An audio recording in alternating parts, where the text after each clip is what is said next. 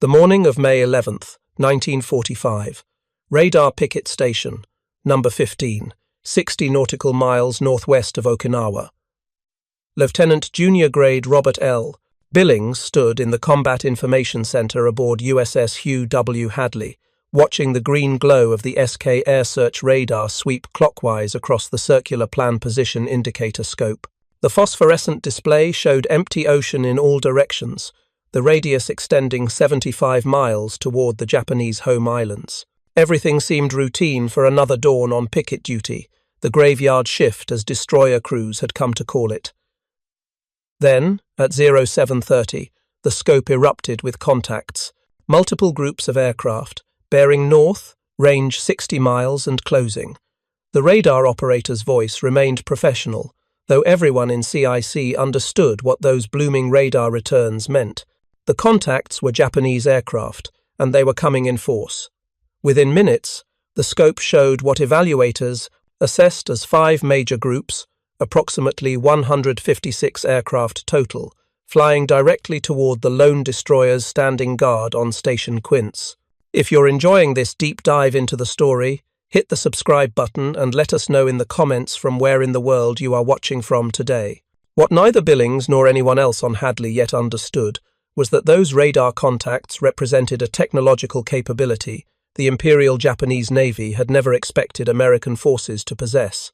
For months, Japanese operational planners had assumed their kamikaze aircraft could approach American ships with relative impunity, striking before adequate defensive measures could be deployed. The mathematics of their strategy depended on this assumption. Radar detection at such extreme ranges, allowing defenders nearly 30 minutes of warning time, was supposed to be impossible. The psychological transformation would be complete within the next 100 minutes, as Japanese pilots discovered that the ocean approaches to Okinawa had become an American surveillance grid where nothing could hide, and where detection ranges exceeded anything Japanese intelligence had predicted by a factor of 5. The story of how the Imperial Japanese Navy came to understand American radar superiority begins not with dramatic revelations from captured equipment or technical espionage, but through thousands of individual encounters where Japanese aircrews gradually realized they were being detected at ranges their own radar technology could never achieve. These cumulative experiences, transmitted through after-action reports, pilot debriefings, and the desperate radio transmissions of kamikaze pilots who never returned, created a growing awareness that the technological assumptions underpinning Japan's final defensive strategy were fatally wrong. The radar systems that detected those aircraft approaching Hugh W. Hadley on that May morning represented the culmination of American naval radar development, a technological evolution that had transformed naval warfare more profoundly than any single weapons system since the introduction of steam power. The SK air search radar, mounted on larger ships like battleships and cruisers, operated at 200 MHz with peak power output of 200 kilowatts. With its antenna mounted at 100 feet elevation, the system could detect medium bombers flying at 10,000 feet from ranges approaching 100 nautical miles. Smaller destroyers like Hugh W. Hadley typically carried the SC search radar, a compact system operating at the same frequency but with reduced antenna size and power output. The SC could detect aircraft at ranges exceeding 75 miles, providing destroyer commanders with warning times measured in tens of minutes rather than the seconds available through visual observation alone. The systems featured both A-scope displays showing range and bearing, and plan position. Indicator scopes that created map-like images of the tactical situation, allowing Combat Information Center personnel to track multiple targets simultaneously, and vector fighter aircraft to intercept positions with unprecedented precision. These capabilities, routine for American naval forces by 1945, exceeded anything the Imperial Japanese Navy had achieved throughout the war. Japanese radar development had lagged catastrophically behind American and British progress, hobbled by interservice rivalry, limited industrial capacity, inadequate scientific infrastructure, and fundamental misunderstandings about the technology's potential military applications. The radar that equipped Japanese naval vessels and aircraft in 1945 operated at longer wavelengths with substantially less power and far inferior range performance compared to American systems.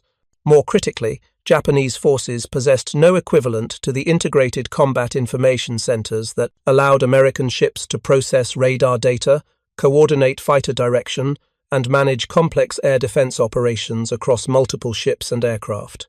The Imperial Japanese Navy had entered World War II with approximately 70 ocean-going submarines and a carrier force that represented the world's finest naval aviation.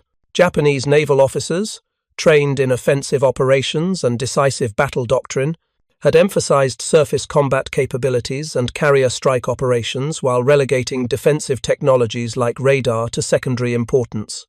The prevailing assumption within the Japanese Naval General Staff was that superior training, aggressive tactics, and willingness to accept casualties would overcome any technological advantages enemy forces might possess. This strategic outlook produced devastating consequences when applied to radar development.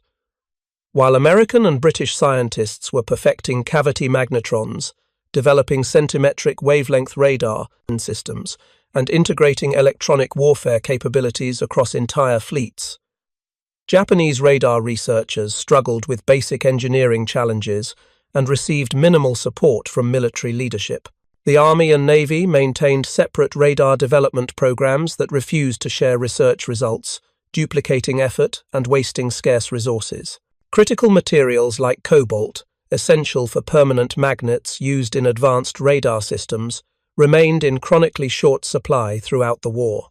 By 1943, when American forces began deploying SK and SC radar systems in quantity across the Pacific Fleet, Japanese naval forces were still operating early warning radars, with detection ranges measured in tens of miles rather than the hundreds of miles American systems achieved. The technological gap was not merely quantitative, but represented fundamental differences in approach, industrial capacity, and scientific understanding. Commander Baron Joseph Mullaney, standing on Hugh W. Hadley's bridge that May morning, understood none of this technical background. His concern was immediate and tactical. The radar contacts closing from the north represented the 6th major Kikusui, or floating chrysanthemum attack, a massed kamikaze assault designed to overwhelm American defenses through sheer numbers. 150 suicide aircraft, a mix of Navy and Army types ranging from obsolete trainers to modern fighters, all carrying bombs and piloted by men committed to dying if they could damage or sink American ships. Mullaney had assumed command of Hadley in February 1945, bringing extensive combat experience from previous destroyer commands in both Atlantic and Pacific theaters. He was considered one of the Navy's finest destroyer skippers, known for aggressive ship handling and superb tactical judgment.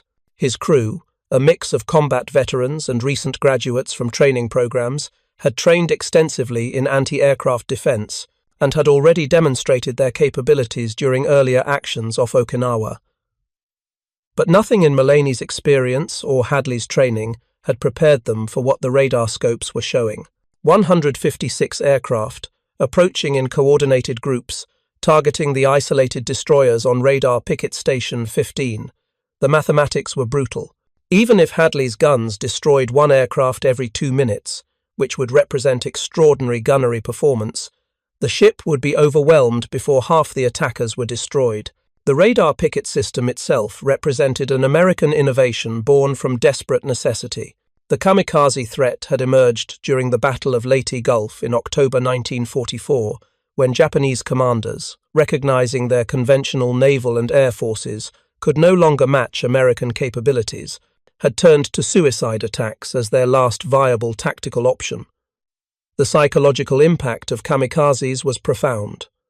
A single determined pilot, willing to die, could cripple or sink ships that conventional attacks might barely damage. The success rate of kamikaze attacks, measured against conventional bombing, was shocking. During the first 4 months of kamikaze operations, from October 1944 through January 1945, the Navy's Operations Research Group estimated that of 1,444 Japanese aircraft attacks, 352 had been kamikazes. These suicide aircraft scored 121 hits, a success rate exceeding 34%. Conventional attacks, by contrast, achieved only 23 hits from over 1,000 attempts, barely 2% success. American commanders, analyzing these statistics through the winter of 1944 and spring of 1945, recognized that defeating kamikazes required early detection and interception at maximum range. Aircraft attacking ships had to be destroyed before they could build sufficient speed for their terminal dives, before pilots could commit fully to their attack runs, and before massed formations could overwhelm local defenses through simultaneous attacks from multiple directions. The solution was the radar picket line, a ring of destroyers and smaller vessels stationed 50 to 80 miles from the main fleet and amphibious forces, positioned to provide maximum early warning of approaching Japanese aircraft. These ships would detect raids at extreme range, vector combat air patrol fighters to intercept positions, direct the air battle through voice radio communications, and serve as the last line of defense if enemy aircraft broke through the fighter screen. It was mission vital to fleet protection. It was also extraordinarily dangerous. The radar picket ships, by their nature, would be the first vessels enemy pilots encountered. They would be isolated from mutual support, operating beyond the protection of massed anti-aircraft fire from fleet formations, and would inevitably become primary targets for any aircraft that evaded fighter interception. The statistics from earlier picket operations told the grim story. By early May 1945, of 101 destroyers assigned to radar picket duty off Okinawa, 10 had been sunk and 32 seriously damaged. The 88 landing craft support ships assigned to picket stations had suffered 2 sunk and 11 damaged. The 11 landing ship medium rocket vessels had lost 3 sunk with 2 damaged. Destroyer sailors had begun calling picket duty the graveyard shift, recognizing that assignment to these forward positions carried casualty rates approaching those suffered by infantry units in the bloodiest land campaigns. Yet the system worked. The ring of 15 radar picket stations established around Okinawa, each designated by number and positioned based on expected Japanese approach routes, provided continuous radar coverage across all light avenues of attack. Aircraft approaching from Kyushu, 350 miles to the north, would be detected by picket ships at ranges exceeding 70 miles, providing nearly 30 minutes of warning before they could reach the main fleet or the amphibious forces supporting troops ashore. This warning time allowed carrier-based combat air patrol to launch, climb to intercept altitude, and engage Japanese formations, while they were still dozens of miles from their targets. Fighter direction teams aboard the picket ships, working in cramped combat information centers filled with radar scopes and radio equipment, would vector Grumman F-6F Hellcats and Marine Vought F-4U Corsairs to optimal intercept positions, creating an outer air battle that destroyed Japanese aircraft before they could threaten high-value targets. The Japanese, developing their kamikaze strategy through late 1944, had grossly underestimated American radar capabilities and the warning times this technology provided. Japanese operational planning for kamikaze attacks assumed that aircraft flying at low altitude, approaching at high speed, and utilizing weather conditions for concealment could achieve tactical surprise against American ships. The assumption was that defenders would have minutes at most to react, insufficient time to launch additional fighters or coordinate defensive fire across multiple ships. This assumption was fatally wrong, as Japanese pilots discovered during their first encounters with American radar picket ships. The mathematical reality facing Japanese planners was stark. If American radar could detect approaching aircraft at 70 to 100 miles range, and if those aircraft approached at 250 miles per hour, defenders would have between 17 and 24 minutes of warning. Fighter aircraft, already airborne on combat air patrol, could be vectored to intercept positions, while Japanese formations were still dozens of miles from their targets. Additional fighters could launch from carriers and reach combat altitude before kamikazes penetrated the outer defensive zone. The entire premise of achieving surprise through speed and low-altitude approach collapsed when defenders possessed radar systems capable of detecting aircraft at these extreme ranges. Yet Japanese intelligence, throughout the Okinawa campaign, continued underestimating American radar capabilities, planning attacks as if defenders possessed only rudimentary detection systems rather than the sophisticated integrated air defense networks that actually existed. This intelligence failure had roots extending back to Japan's fundamental approach to radar development. The Imperial Japanese Navy had been aware of radar's potential since the late 1930s. Japanese scientists had even developed early cavity magnetron designs by 1939, temporarily ahead of British research. But institutional resistance from military leadership, combined with resource constraints and inter-service rivalry, had prevented these early achievements from translating into operational systems. By 1941, when the Navy Ministry finally instituted a crash program of radar development, the window for catching up with American and British progress had already closed. The Navy's Electrical Research Department, responsible for radar work, had grown to only 300 staff by August 1943. This compared to tens of thousands of personnel involved in Allied radar research and production across Britain and America. Japanese radar sets that entered service during the war operated at longer wavelengths, primarily in the 1 to 3 meter band, with limited power output and inferior receiver sensitivity compared to American systems. Detection ranges against aircraft rarely exceeded 30 to 40 miles under optimal conditions.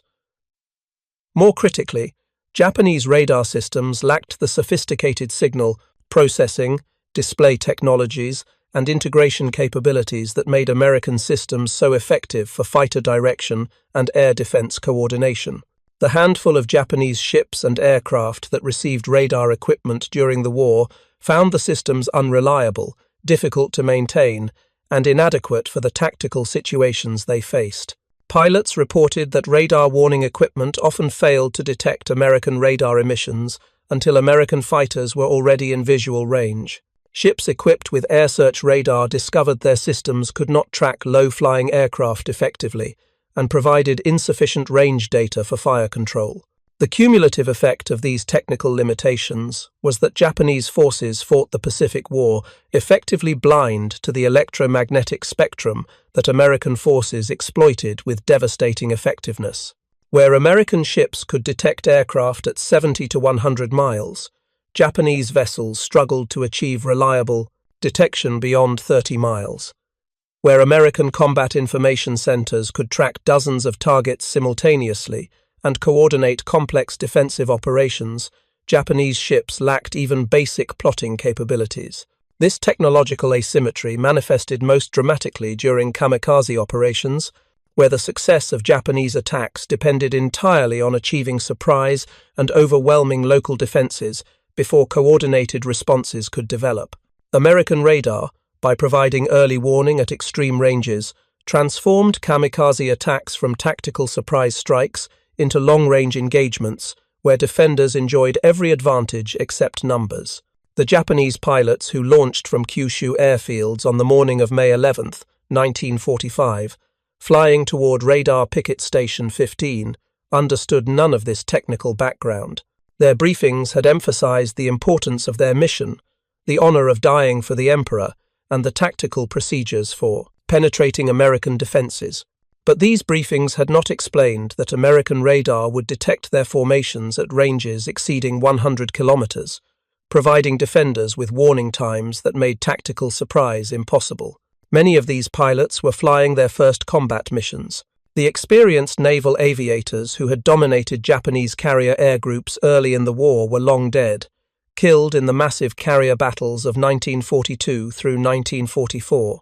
By mid-1945, kamikaze units consisted primarily of recently trained pilots with minimal flight experience, flying obsolete aircraft, supported by a handful of veterans whose role was to navigate the formations to target areas before the novices executed their final dives.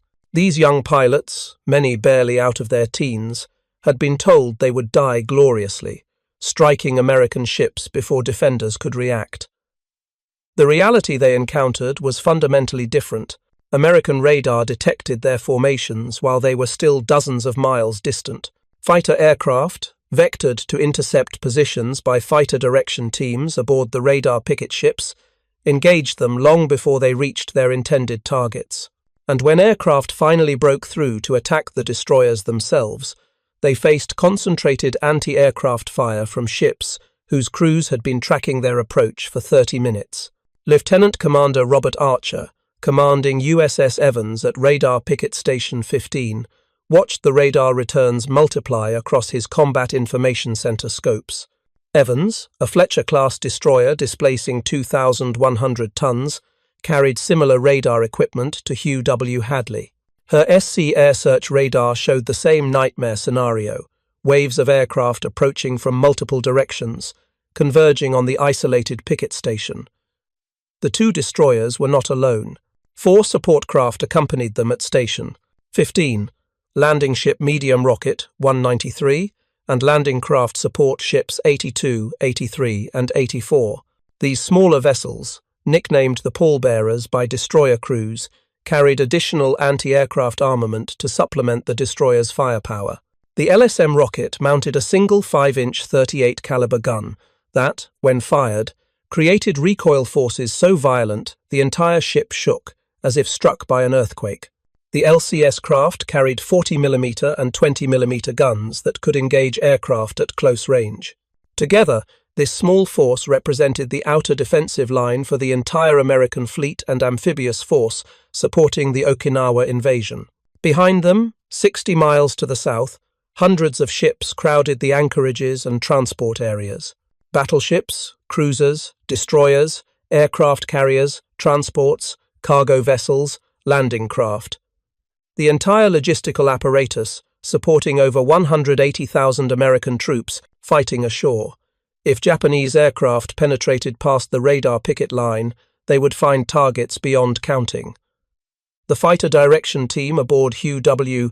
Hadley, led by a specialized officer trained in coordinating air defense operations, immediately began vectoring combat air patrol fighters toward the approaching raids. The team controlled 2 Marine F-4U Corsairs from VMF 323, flying from captured airfields on Okinawa, and had tactical control over additional Navy fighters that could be vectored from Task Force 58's carriers operating to the east. The Corsairs, powerful single-engine fighters armed with 650 caliber machine guns and capable of speeds exceeding 400 miles per hour, represented America's finest carrier-based fighters. Marine pilots flying these aircraft from Okinawa had developed specialized tactics for defending radar picket stations, positioning themselves between the picket ships and expected approach routes, engaging Japanese formations at maximum range to break up coordinated attacks before they could develop. But 2 Corsairs, regardless of pilot skill or aircraft performance, could not stop 150 aircraft. The fighter direction team sent urgent requests for additional combat air patrol, and within minutes, 16 F-6F Hellcats from VF-85, flying off the newly arrived carrier Shangri-La, were being vectored towards Station 15. Even with 18 fighters total, the odds remained daunting.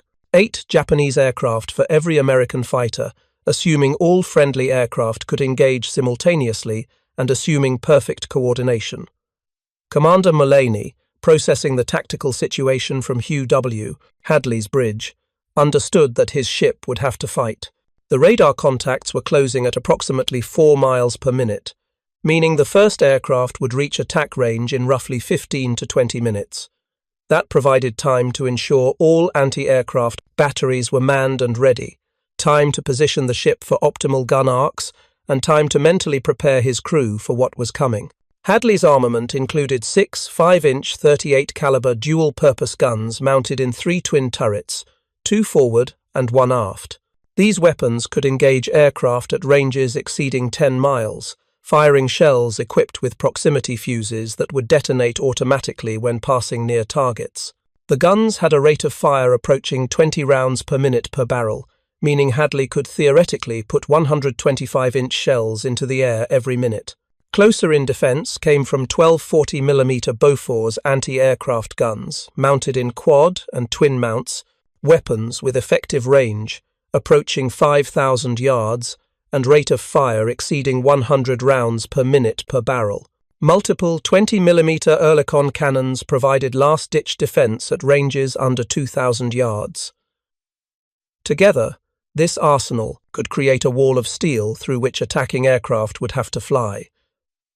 The critical question was whether firepower would be sufficient against numbers. Hadley's magazines contained finite ammunition. Prolonged action against wave after wave of attackers would inevitably deplete ready service ammunition, forcing gun crews to manhandle shells and powder from lower magazines through hatches and passageways while under continuous attack. Crew fatigue would become a factor. Gun barrels would overheat, mechanical failures would occur. And every aircraft that got through, every bomb that fell close or kamikaze that crashed into the ship, would degrade defensive capability further. At 0745, general quarters sounded throughout both destroyers. Crew members who had been standing watch through the night ran to battle stations. Men grabbed helmets and life jackets. Gun crews loaded ammunition. Damage control parties positioned themselves throughout the ship, ready to fight fires, control flooding, and keep the ship operational regardless of damage sustained. In the engineering spaces, 4 boilers provided steam to turbines generating 60,000 shaft horsepower, enough to drive Hadley at speeds exceeding 35 knots. Speed would be critical. A stationary target was a dead target. Mullaney would need to maneuver constantly, presenting difficult deflection angles to attacking aircraft, dodging bombs, and positioning the ship to maximize gun arcs while minimizing vulnerability. The rudder and engines would be as important as the guns in the coming action. The Marine Corsairs made first contact at approximately 0750, engaging Japanese aircraft roughly 40 miles north of Station 15. Radio transmissions crackled through Hadley's Combat Information Center as the Marines called out targets, coordinated attacks, and reported kills. The outer air battle had begun. Japanese formations, faced with fighter interception at extreme range, began fragmenting. The coordinated approach that might have overwhelmed defenses through simultaneous attacks from multiple directions dissolved into smaller groups and individual aircraft as pilots maneuvered to evade the Corsairs. Some aircraft turned back toward Kyushu. Others scattered eastward or westward, seeking to bypass the fighters and approach the picket station from unexpected directions. A significant number continued pressing south, accepting combat with the Corsairs as unavoidable, but maintaining focus on reaching the American ships. This fragmentation, while degrading Japanese attack coordination, actually complicated the defensive problem for the destroyers. Instead of facing massed formations that could be engaged by concentrated fire, Hadley and Evans would face a continuous stream of individual aircraft and small groups, attacking from all directions over an extended period. The guns would have to engage targets continuously, tracking and destroying aircraft as they appeared, with no respite between attacks. By 0 to 800, Japanese aircraft began appearing on the visual horizon. The first contacts came in low, just above the water, attempting to exploit radar blind zones where the curvature of the Earth limited detection range. Lookouts, most of them teenagers barely graduated from high school, strained their eyes, watching the sky in all directions. The SK and SC radars, while extraordinarily capable, had limitations. Low-flying aircraft, particularly those approaching at very low altitude, could remain undetected until relatively close range. Human vision remained an essential component of air defense. The gunnery officer aboard Hadley, Lieutenant Patrick McGann, coordinated fire control from the director mounted high on the ship's superstructure. The Mark 37 director, equipped with its own radar for tracking targets, provided range and bearing data to the 5-inch gun mounts. McGann's role was to select priority targets, allocate fire between multiple threats, and ensure the guns engaged aircraft at maximum effective range. At 0805, Hadley's forward 5-inch mounts opened fire. The distinctive crack of the 5-inch 38s, firing in rapid succession, announced the beginning of what would become the most intense anti-aircraft action any American destroyer fought during World War II. The first target, identified as a Mitsubishi A6M0 fighter, was engaged at maximum range. Proximity-fused shells burst near the target, and the aircraft fell into the ocean, the first kill of the action. Within minutes, multiple aircraft were in range simultaneously. Hadley's guns shifted between targets, engaging each for seconds before moving to the next threat. The 40mm mounts joined the action, their faster rate of fire creating almost continuous streams of tracers arcing through the sky. The 20mm cannons, reserved for close-range defense, remained silent, for the moment, waiting for targets to close within their effective range. USS Evans, positioned several thousand yards from Hadley, engaged her own targets.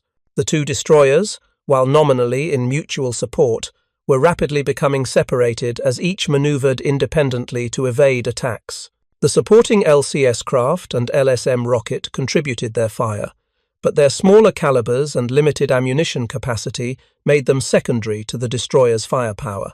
Japanese pilots, approaching through the wall of anti-aircraft fire, demonstrated extraordinary determination. Aircraft with visible damage, wings torn by shell fragments, engines smoking, continued pressing their attacks. Some pilots, recognizing their aircraft was fatally damaged, attempted to crash into the destroyers rather than simply falling into the ocean. Others, untouched by defensive fire, lined up attack runs with professional precision, demonstrating that not all kamikaze pilots were untrained novices. The variety of aircraft types attacking the destroyers reflected the desperate state of Japanese air power by May 1945. Obsolete Nakajima B-5N Kate torpedo bombers, designed in the mid-1930s, flew alongside modern fighters. Yokosuka D-4Y Judy dive bombers, among Japan's fastest aircraft, attacked in company with ancient training planes barely capable of carrying a single bomb. The heterogeneous mix created identification problems for American gunners, who had trained to recognize specific aircraft types but now faced dozens of different silhouettes approaching from all directions. By 0830, Hadley had destroyed 8 aircraft without suffering damage. The ship's gunnery performance was extraordinary. Gun crews, trained to peak efficiency through months of drills and combat experience, were firing as rapidly as weapons could load. Shell casings accumulated on deck around the gun mounts. The smell of cordite filled the air. The noise was overwhelming, a continuous roar of gunfire punctuated by the crack of proximity-fused shells detonating in the air and the deeper boom of larger explosions when aircraft hit the water. But the pace was unsustainable. Ammunition consumption was exceeding predictions. Ready-service ammunition lockers near the guns were being depleted faster than they could be replenished from magazines below. Men formed human chains, passing shells hand-to-hand from lower storage to the guns. Crew members normally assigned to other duties joined the effort, understanding that maintaining ammunition flow was as critical as accurate gunnery. Evans was fighting equally hard, her guns destroying aircraft with remarkable precision. But at 0830, her luck ran out. A Nakajima B-6N Jill torpedo bomber, approaching low from the port quarter, crashed into Evans's port side near the waterline. The aircraft's bomb detonated on impact, tearing a massive hole in the hull and flooding engineering spaces. Evans immediately lost power and began listing. Minutes later, a second kamikaze struck Evans amidships, then a third, and a fourth. In rapid succession, Commander Archer's destroyer was hit by multiple aircraft, each impact compounding damage, flooding, and casualties. Within 15 minutes, Evans was dead in the water, her superstructure burning, her list approaching dangerous angles. Yet her crew continued fighting. The forward 5-inch guns, still operational despite the damage aft, kept firing. 40mm gunners, standing in pools of water from firefighting efforts, maintained their weapons in action. Aboard Hadley, Mullaney watched Evans' ordeal while simultaneously maneuvering his own ship through continuing attacks. The tactical situation had deteriorated catastrophically. One destroyer was crippled and sinking. The support craft were being overwhelmed. The Navy Hellcats from Shangri-La had arrived and were engaging Japanese aircraft. But even with fighter support, the numbers favoured the attackers. At 0845, Hadley took her first significant damage. A Yokosuka D-4Y Judy dive bomber, despite hits from multiple guns, crashed into the after-port 40mm mount.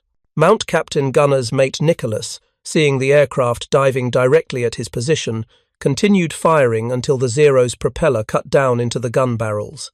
His last words, heard over sound-powered telephones, were, "We'll get the son of a bitch." The aircraft exploded on impact, killing Nicholas and his entire gun crew instantly. Burning gasoline from the crashed aircraft spread across the after-deck house, threatening the two quad 40mm mounts positioned there.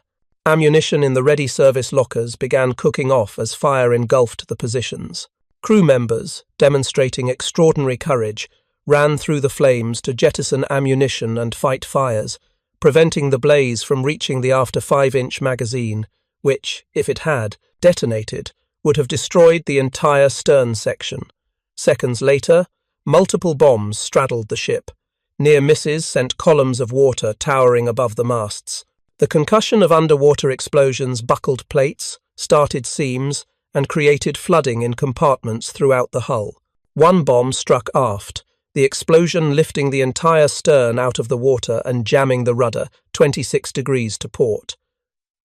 With steering control lost, Hadley could no longer maneuver. The ship began steaming in a tight circle, accelerating and decelerating as Mullaney used engine orders to vary the circle's radius, attempting to present difficult targets to attacking aircraft while unable to actually steer. It was desperate improvisation, using the only control remaining to complicate Japanese aim. Another kamikaze struck the starboard side amidships at the waterline. The aircraft's fuselage penetrated the hull, and its bomb detonated inside the engineering spaces. The explosion killed everyone in the forward engine room instantly, and flooded both forward engineering compartments. Hadley's speed dropped as she lost half her propulsion. The list to starboard increased as flooding continued. Yet another aircraft dove on the ship, passing between the foremast and the afterstack with only feet of clearance, clipping signal halyards as it fell into the sea without hitting the ship. How the pilot misjudged or how the aircraft was deflected remains unclear, but the near miss spared Hadley from what might have been a fatal blow. The fantail was now awash, the stern settling as flooding overwhelmed damage control efforts. Fires burned throughout the superstructure. 3 of the 6 5-inch guns were out of action. Multiple 40mm and 20mm mounts were destroyed or abandoned. Casualty reports arriving at the bridge told of men killed, wounded, and missing throughout the ship. If you find this story engaging, please take a moment to subscribe and enable notifications.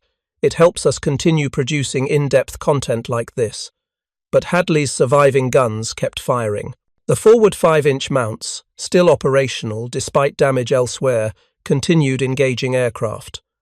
Gun crews, many of them wounded, remained at their stations.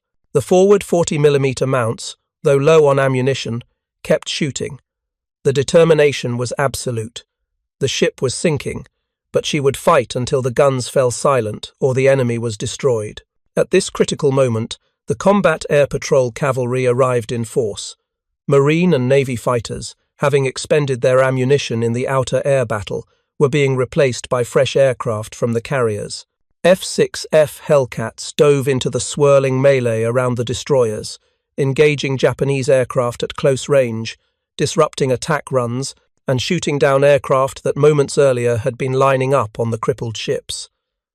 The intensity of aerial combat around Station 15 exceeded anything the Marine pilots had experienced. Approximately 150 aircraft, friend and enemy mixed together in a chaotic furball, extending from sea level to several thousand feet altitude, all within a few square miles of ocean. Fighter pilots, forbidden from using full deflection attacks because of the risk of hitting friendly ships with stray rounds, resorted to head-on passes and tail chases. Ammunition expenditure was prodigious. One Marine pilot, having exhausted all 6 50-caliber machine guns, deliberately struck a kamikaze with his propeller, damaging the enemy aircraft's tail sufficiently to send it tumbling into the ocean. The fighter intervention broke the back of the Japanese attack. Aircraft that might have pressed home attacks against the crippled destroyers found themselves engaged by Hellcats and Corsairs before they could line up their final dives. Japanese formations, already fragmented by the extended air battle, dissolved completely as pilots realized. They were surrounded by American fighters. Some turned back toward Kyushu, others scattered in all directions, seeking to escape. Those who continued attacking found themselves the hunted rather than the hunters. By 0900, the intensity of attacks against Hadley and Evans had diminished significantly. Remaining Japanese aircraft, those that had not been shot down and had not retreated, were being systematically destroyed by the combat air patrol. The guns aboard both destroyers, though many were out of action, continued engaging any target that appeared. Ammunition was critically low, gun crews were exhausted, but the defensive fire had not ceased. At 0915, the last Japanese aircraft departed the area. The battle was over. Both destroyers remained afloat, though barely. Evans was listing heavily, her engineering spaces flooded, fires burning uncontrolled. Hadley was down by the stern with the fantail awash, steering casualty, half her engineering plant, destroyed, and fires threatening to reach magazines. Commander Mullaney, assessing his ship's condition, gave orders that reflected both his determination and his realism. "Hoist all available colours," he ordered. "If this ship is going down, she's going with all flags flying. Every signal flag aboard, every ensign, every banner that could be found was raised." The damaged destroyer, wallowing in her own wake, transformed into a floating display of American colours. Simultaneously, Mullaney ordered most of the crew over the side into life rafts. With flooding continuing and fires uncontrolled, the ship might explode or capsize at any moment. Only 50 officers and men remained aboard, forming damage control parties that would make one last desperate effort to save Hadley. If the ship could be saved, these men would accomplish it. If she sank, at least the majority of the crew would survive in the life rafts until rescue arrived. The damage control effort that followed represented seamanship and determination at the highest level. Men fighting fires in spaces filled with smoke and toxic fumes. Engineers working in flooded compartments, standing waist-deep in oily water, closing valves and shoring bulkheads. Repair parties welding patches over holes torn in the hull by bomb fragments. All this while the ship settled deeper and listed further, while ammunition continued cooking off in fires nobody could reach, while the very real possibility existed that the torpedoes stored amidships might explode from the heat. Remarkably, they succeeded. The fires were brought under control, the flooding was stopped, bulkheads held despite the strain. By mid-morning, Hadley was no longer in immediate danger of sinking, though she remained severely damaged and incapable of independent movement. She would require towing to reach port. The accounting of that morning's action told an extraordinary story. In 100 minutes of combat, Hugh W. Hadley had been attacked by an estimated 25 aircraft. Her guns had destroyed 23 of them, shooting down aircraft at a rate that established the all-time individual ship anti-aircraft gunnery record for a single engagement. The 5-inch guns had fired 801 rounds. The 40mm mounts had expended 8,950 rounds. The 20mm cannons had fired 5,990 rounds. Over 15,000 shells fired in less than 2 hours. USS Evans, despite being crippled early in the action, had accounted for 15 Japanese aircraft destroyed and assisted in splashing 4 others. The support craft had contributed additional kills. The combat air patrol had destroyed at least 50 enemy aircraft during the extended air battle. Of the 150 Japanese aircraft that approached Radar Picket Station 15 that morning, fewer than 10 escaped to return to Kyushu. The remainder were destroyed, falling into the ocean or crashing into the ships they attacked. But victory came at terrible cost. Hadley suffered 28 crew members killed and 67 wounded from a complement of 336. Evans lost 30 killed with many more wounded. The support craft suffered casualties as well. Families in small towns across America would receive telegrams in the coming weeks, informing them that sons and husbands had been killed in action off Okinawa, names added to the growing list of casualties from the war's bloodiest naval campaign. The 2 destroyers, both too damaged for repair in forward areas, would eventually be towed to rear bases. Evans would undergo emergency repairs and survive the war, returning to service briefly before being decommissioned. Hadley, her hull structurally compromised by the flooding and battle damage, would be towed all the way to San Francisco, a 2-month journey covering over 7,000 miles at 6 knots. She would be decommissioned in December 1945 without ever being fully repaired, her brief operational life of only 12 months ending with one of the most heroic actions in American naval history. The psychological impact of the May 11th action extended far beyond the immediate tactical results. Japanese commanders, analyzing reports from the few pilots who returned, were forced to confront uncomfortable realities about American radar capabilities and defensive coordination. The assumption that kamikaze attacks could achieve tactical surprise had been proven catastrophically wrong. American radar had detected the Japanese formation at ranges exceeding 100 kilometers, providing nearly 30 minutes of warning. Fighter aircraft had been vectored to intercept positions, while Japanese aircraft were still dozens of miles from their targets. The destroyers themselves, despite being isolated and heavily outnumbered, had maintained coordinated defensive fire throughout the extended action. And the combat air patrol, working in conjunction with fighter direction teams aboard the picket ships, had destroyed Japanese aircraft at extraordinary rates. The entire engagement demonstrated what integrated air defense, enabled by radar technology and coordinated through combat information centers, could achieve against massed attacks. This was not victory through superior courage or exceptional individual performance, though both were certainly present. This was victory through technological superiority, industrial capacity to produce sophisticated electronics in quantity, and systematic training that transformed technology into tactical capability. For Japanese military planners, the implications were devastating. If radar picket ships could detect and help destroy 150 aircraft, losing only 2 ships in the process, then the kamikaze campaign was strategically unsustainable. Japan simply could not produce aircraft and train pilots fast enough to overwhelm American defenses through numbers alone. The mathematics did not work. Every major kamikaze assault demonstrated the same pattern: early radar detection, fighter interception at extreme range, and systematic destruction of Japanese aircraft before they could inflict decisive damage. The broader statistical record of the Okinawa campaign confirmed this analysis. From April through June 1945, during the bloodiest 3 months of kamikaze operations, Japanese forces conducted 10 major Kikusui attacks, plus numerous smaller raids. These operations involved thousands of aircraft, the majority flown by kamikaze pilots committed to suicide attacks. The results, while inflicting significant damage on American forces, fell far short of the decisive victory Japanese planners needed.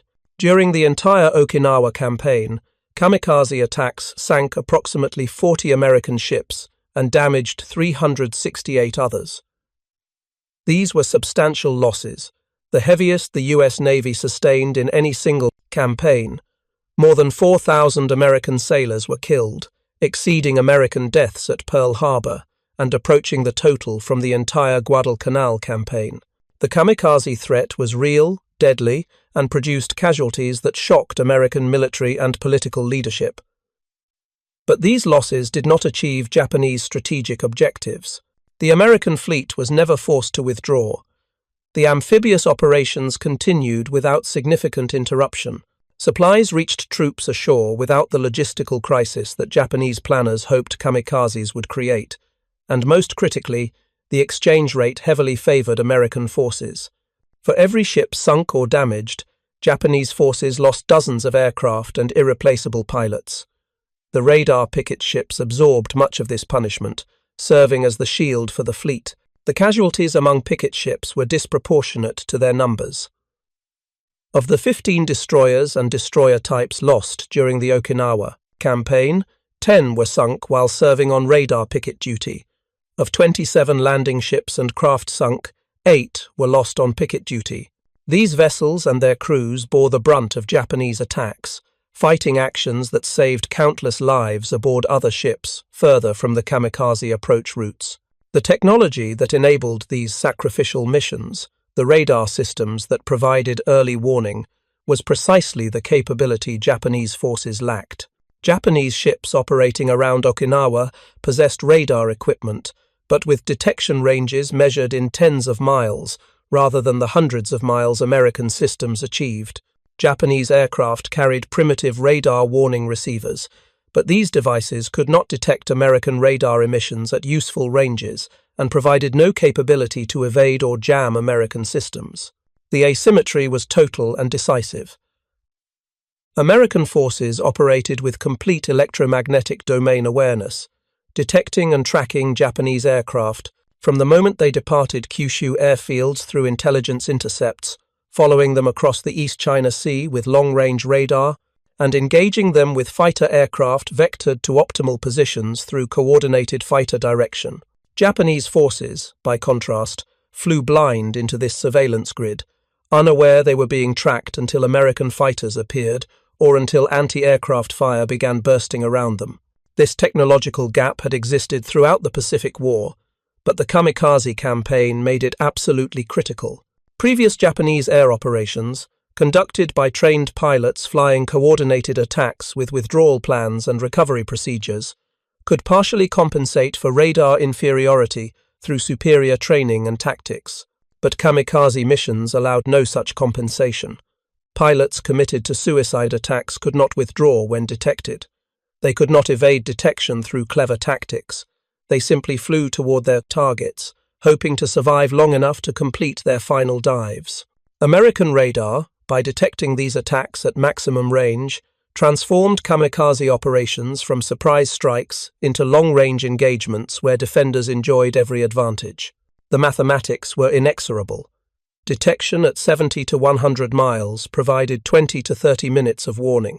Fighter aircraft, directed to intercept positions, could engage kamikaze formations while they were still dozens of miles from targets. Ships would be at battle stations, guns manned and tracking, fully prepared for attacks long before Japanese aircraft arrived. The psychological impact on Japanese aircrews who survived these missions was profound. Pilots who had been promised they would strike American ships before defenders could react instead found themselves intercepted by fighters while still far from their targets. Those who penetrated to attack range discovered ships fully alert, maneuvering at high speed, with every gun tracking and firing. The promise of honorable death striking a decisive blow devolved into the reality of being shot down miles from any target, dying uselessly in empty ocean. After-action reports from the few pilots who aborted their missions and returned to Kyushu described American capabilities that exceeded anything Japanese intelligence had predicted. Ships detecting aircraft at ranges Japanese radar could never achieve. Fighter aircraft appearing with impossible speed, as if the Americans knew exactly where Japanese formations would be before they arrived. Defensive fire so intense and accurate that approaching ships became suicide, even for pilots already committed to dying. These reports, filtering through Japanese command structures during April and May 1945, forced recognition that the technological assumptions underpinning kamikaze strategy were fatally flawed. American radar capabilities far exceeded Japanese estimates. The warning times this technology provided made tactical surprise impossible, and the integration of radar with fighter direction created defensive capabilities that could not be overwhelmed through numbers alone. Japanese naval officers, reading these reports in bases across Kyushu, experienced the same psychological transformation that German submarine commanders had undergone 2 years earlier when they learned about Allied centimetric radar. The realization that the enemy possessed technological capabilities you cannot match, cannot counter, and did not even know existed until too late. The understanding that operational plans developed in ignorance of enemy capabilities are worse than useless, sending men to die in missions doomed before they begin. Some officers, particularly those with technical backgrounds, began asking uncomfortable questions. How had American radar development progressed so far beyond Japanese capabilities? What other technological surprises might American forces deploy? And most critically, if radar superiority made kamikaze attacks ineffective, what options remained for defending the home islands against the coming invasion? The answers, when they came, offered little comfort. American radar superiority was not an isolated achievement, but reflected broader patterns of industrial capacity, scientific infrastructure, and systematic research investment that Japan could not match. The cavity magnetrons that enabled centimetric radar, the advanced electronics that created capable combat information centers, the training programs that transformed technology into tactical capability, all represented investments made over years by nations with industrial depth Japan had never possessed.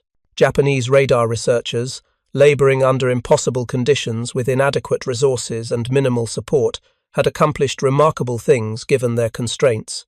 They had developed functional radar systems, deployed them to ships and aircraft, and created defensive capabilities that were technically sophisticated even if operationally inadequate. But they had been racing against opponents who possessed overwhelming advantages in every dimension that mattered. Scientific talent, industrial capacity, material resources, and institutional support. By May 1945, the gap was unbridgeable. American forces deployed thousands of radar sets across hundreds of ships and thousands of aircraft. Japanese forces equipped dozens of ships and aircraft with radar systems inferior in every measurable performance metric. American combat information centers processed radar data from multiple sources simultaneously, coordinating defensive operations across entire task forces. Japanese ships struggled to maintain single radar sets operational and lacked even basic plotting capabilities. The Kamikaze campaign, conceived as Japan's last chance to inflict such devastating casualties that American leadership would negotiate rather than invade, was failing because it rested on false assumptions about American capabilities. The radar picket system, enabled by American technological superiority, had created a defensive network that rendered kamikaze attacks strategically futile even when they achieved tactical success. This reality crystallized aboard Hugh W. Hadley and USS Evans on the morning of May 11th, when radar detected approaching aircraft at ranges Japanese planners had never imagined possible. The subsequent action, which destroyed over 140 Japanese aircraft at the cost of 2 destroyers damaged but not sunk, demonstrated that American defenses could absorb and defeat massed kamikaze attacks. The exchange rate, measured in aircraft lost versus ships sunk, heavily favored the defenders. Japanese commanders, analyzing results from Kikusui 6 and subsequent operations, recognized that continuing the kamikaze campaign would exhaust Japan's remaining air power without achieving decisive results. The aircraft and pilots expended in these attacks would be needed for homeland defense when American forces eventually invaded. The decision was made to scale back massed kamikaze operations, reserving remaining forces for the expected final battle on Japanese soil. This decision, reached in late May and early June 1945, effectively conceded American victory in the air war around Okinawa. Japanese forces would continue sporadic kamikaze attacks through the end of the campaign, but the large-scale Kikusui operations ceased. The radar picket ships, having absorbed the worst Japanese attacks could deliver, had accomplished their mission. The fleet and amphibious forces they protected continued operations with reduced threat from aerial attack. The human cost of this victory remained staggering. The destroyer sailors who served on radar picket duty paid a price measured in destroyed ships, killed and wounded crew members, and psychological trauma from serving in what they accurately called the graveyard shift. These men, many of them teenagers serving their first combat assignments, had stood on exposed positions under sustained attack by enemies committed to dying if they could take Americans with them. The survivors carried memories that would last lifetimes. The sight of kamikazes diving through walls of anti-aircraft fire, their aircraft disintegrating under shell impacts, but continuing their death plunges toward the ships. The sound of proximity fuses detonating in rapid succession as 5-inch shells burst near targets. The smell of burning gasoline and cordite mixed with the salt air, the screams of wounded shipmates, and the silence that followed when men died. These memories, shared in reunion gatherings and oral histories recorded decades later, emphasized the terror and chaos of kamikaze attacks, but they also emphasized the technology that made survival possible. Radar detection at extreme ranges provided warning that saved lives. Combat information centers, coordinated defenses that destroyed attacking aircraft. Fighter direction teams vectored combat air patrol to positions that prevented many attacks from ever reaching the ships. Technology, combined with training and courage, had defeated an enemy willing to die to achieve victory. The radar systems themselves, the SK and SC search sets that provided the early warning enabling these defensive victories, represented only one component of American technological superiority, but they were the critical component, the foundation upon which all other defensive capabilities rested. Without early warning at extreme ranges, fighter direction became impossible. Without time to reach battle stations and train guns on approaching targets, anti-aircraft fire lost much of its effectiveness.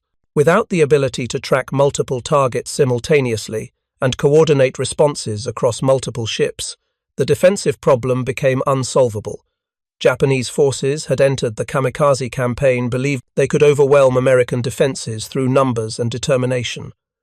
They discovered instead that they were attacking an integrated defensive system enabled by technology Japan could not match. The radar that detected Hugh W. Hadley's attackers at 70 miles range, the fighter direction that vectored combat air patrol to intercept positions, the combat information centers that coordinated defensive fire all represented capabilities Japanese forces lacked and could not develop quickly enough to affect the war's outcome. The battle fought at Radar Picket Station 15 on May 11, 1945, stands as perhaps the clearest demonstration of radar's decisive impact on naval warfare. 150 Japanese aircraft, attacking 2 isolated destroyers and their supporting craft, should have overwhelmed the defenders through sheer numbers. Instead, the combination of radar warning, fighter interception, and coordinated defensive fire destroyed over 90% of the attackers while leaving both destroyers afloat, damaged but ultimately salvageable. This outcome was replicated across the radar picket line throughout the Okinawa campaign. Japanese kamikaze attacks achieved impressive tactical results, sinking and damaging numerous ships and killing thousands of American sailors. But they failed strategically because American radar technology transformed kamikaze missions from surprise strikes into extended engagements where defenders held every advantage except numbers. The technology that enabled this transformation had roots extending back to the 1930s, when British, American, and Japanese researchers independently investigated radio-based detection systems. But the divergent paths these research programs followed, one receiving unlimited support and resources, the other starved of funding and hobbled by institutional indifference, determined which nations would dominate the electromagnetic spectrum when war came. By 1945, this divergence had created capability gaps so vast that Japanese forces were fighting effectively blind against enemies who could see them from the moment they took off. The radar that tracked Japanese aircraft approaching Okinawa, that vectored fighters to intercept positions, that provided destroyers with 30 minutes of warning instead of 30 seconds. This technology represented not just superior engineering, but superior systems integration, industrial capacity, and institutional commitment to transforming scientific knowledge into operational capability. The men who served aboard Hugh W. Hadley and USS Evans, the destroyer sailors who fought at Radar Picket Station 15 and throughout the Okinawa campaign, understood none of this technical background. They knew only that radar scopes gave warning of approaching attacks, that combat information centers coordinated their defense, and that the technology they operated had saved their lives repeatedly. The broader implications of technological superiority, the strategic consequences of radar dominance, the historical significance of electromagnetic warfare, these remained abstractions compared to the immediate reality of survival under attack. But the historical record, examined decades later, reveals that these men were fighting not just with guns and determination, but with technology that gave them decisive advantages in combat. The radar systems that equipped American ships in 1945 represented investment decisions made years earlier. Research conducted by scientists who would never see combat, or industrial production by workers who would never fire a shot, and systematic training that transformed technical capability into tactical advantage. The Japanese Navy's failure to develop comparable capabilities stemmed not from lack of scientific talent or engineering skill, but from institutional failures that prevented Japan from marshalling its limited resources effectively. The interservice rivalry that prevented cooperation between Army and Navy radar programs. The resource constraints that limited development to small teams working with inadequate equipment. The strategic misjudgments that downplayed radar's importance until far too late to catch up with Allied developments.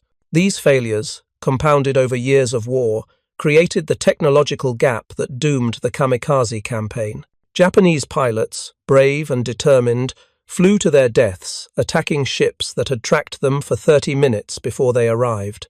Japanese commanders planned operations assuming tactical surprise when American radar made surprise impossible. Japanese strategy rested on false assumptions about enemy capabilities, assumptions that persisted until direct experience forced their abandonment. The morning of May 11, 1945, when radar screens aboard Hugh W. Hadley first showed those approaching contacts at 70 miles range, marked not just the beginning of an epic naval battle, but the culmination of technological developments extending back a decade. The radar that provided that warning, the Combat Information Center that processed the data, the fighter direction that vectored interceptors to position, the coordination that allowed two destroyers to survive against overwhelming numbers, all represented American technological and industrial superiority manifested in operational form. Japanese forces had never expected radar pickets to detect kamikazes at 100 miles range. Their operational planning assumed detection ranges measured in tens of miles, providing minutes of warning rather than the 30 minutes American systems actually delivered. This false assumption, this fundamental misunderstanding of enemy capabilities, doomed the kamikaze campaign before the first aircraft ever dove toward an American ship. The ocean approaches to Okinawa had become an American surveillance grid where nothing could hide, where radar tracked aircraft from takeoff to destruction, where electromagnetic dominance provided defenders with time to coordinate responses that systematically destroyed attacking forces. Japanese air crews, flying into this grid with obsolete technology and flawed intelligence, discovered too late that the tactical assumptions underpinning their mission were completely wrong. By the time Japanese commanders recognized the full extent of American radar capabilities, the war was already lost. The kamikaze campaign had failed to achieve its strategic objectives. The invasion of Okinawa proceeded without the logistical crisis Japanese planners hoped to create, and the exchange rates in aircraft and pilots lost versus ships sunk demonstrated that Japan could not sustain such operations long enough to force American withdrawal. The radar picket destroyers, having absorbed the worst Japanese attacks could deliver, had accomplished their mission. The fleet they protected continued operations. The troops they shielded received supplies without interruption. And the technology they employed, technology Japan had never matched, proved decisive in determining the campaign's outcome. Thank you for watching.